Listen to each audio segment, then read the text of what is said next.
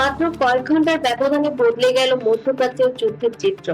জর্ডানে 2 মার্কিন সেনা নিহত, এরপরই যুক্তরাষ্ট্রের পাল্টা হামলা, আর প্রেসিডেন্ট ডোনাল্ড ট্রাম্পের এক বাক্য এখন কাঁপিয়ে দিচ্ছে পুরো বিশ্ব। ইরানকে মূল্য বহুগুণ বেশি দিতে হবে, তাহলে কি আরেকটি পূর্ণাঙ্গ যুদ্ধের দিকে এগোচ্ছে বিশ্ব?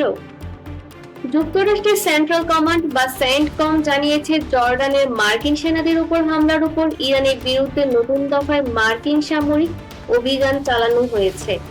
একই সময়ে প্রেসিডেন্ট ডোনাল্ড ট্রাম্প ঘোষণা করেছেন, ইরান যদি মার্কিন সেনাদের লক্ষ্যবস্তু বানায় তাহলে তার জবাব হবে আরো কঠোর। এই হামলায় নিহত 2 মার্কিন সেনা হলেন 25 বছর বয়সী টাইলার জেমস ফিহান এবং 19 বছর বয়সী ইসাবেলা গনজালেস।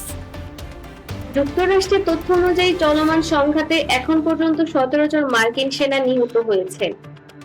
প্রশ্ন হচ্ছে, কেন জর্ডান এত গুরুত্বপূর্ণ? জর্ডান নিজে যুদ্ধের প্রধান পক্ষ নয়, কিন্তু দেশটিতে যুক্তরাষ্ট্রের গুরুত্বপূর্ণ সামরিক ঘাঁটি রয়েছে।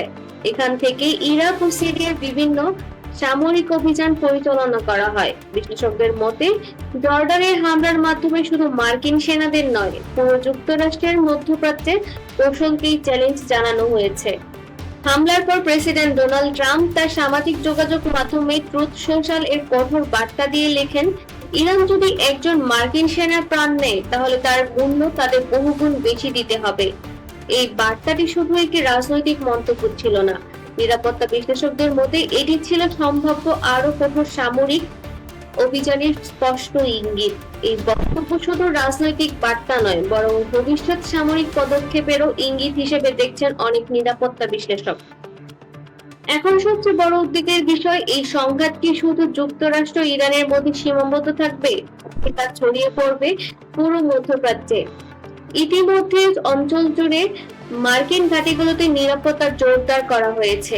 একই সঙ্গে গুরুত্বপূর্ণ সমুদ্র পথের হরমুজ প্রণালী নিয়ে উদ্বেগ বাড়ছে। বিশ্বের উল্লেখযোগ্য পরিমাণ জ্বালানি এই পথ দিয়ে পরিবহন হয়।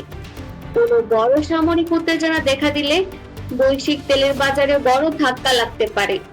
এই সংঘাত শুধু 2 দেশের মধ্যে সীমাবদ্ধ নয়, এর প্রভাব পড়তে পারে আন্তর্জাতিক তেলের দাম, বৈশ্বিক শিপিং এবং শেয়ার বাজার, বিমান চলাচল, মধ্যপ্রাচ্যের অবস্থানরত বিদেশি নাগরিকদের নিরাপত্তায়।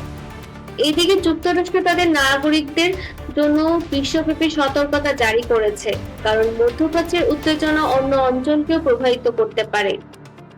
এদিকে কূটনৈতিক সূত্র বলছে, কয়েকটি দেশ শুধু নতুন যুদ্ধবিরতির চেষ্টা করছে, কিন্তু একই সময়ে 2 পক্ষই সামরিক প্রস্তুতি বাড়াচ্ছে। অর্থাৎ একদিকে আলোচনা, অন্যদিকে যুদ্ধের প্রস্তুতি। এই দ্বৈত পরিস্থিতি সবচেয়ে বড় অনিশ্চয়তা তৈরি করেছে। প্রশ্ন এখন একটাই, ট্রাম্প প্রতিশোধ কি এখানেই শেষ, নাকি এটি শুধু আরো বড় সামরিক অভিযানের শুরু? মধ্যপ্রাচ্যের এই সংঘাত কি বিশ্ব অর্থনীতি এবং আন্তর্জাতিক নিরাপত্তাকে নতুন সংকটে ফেলবে?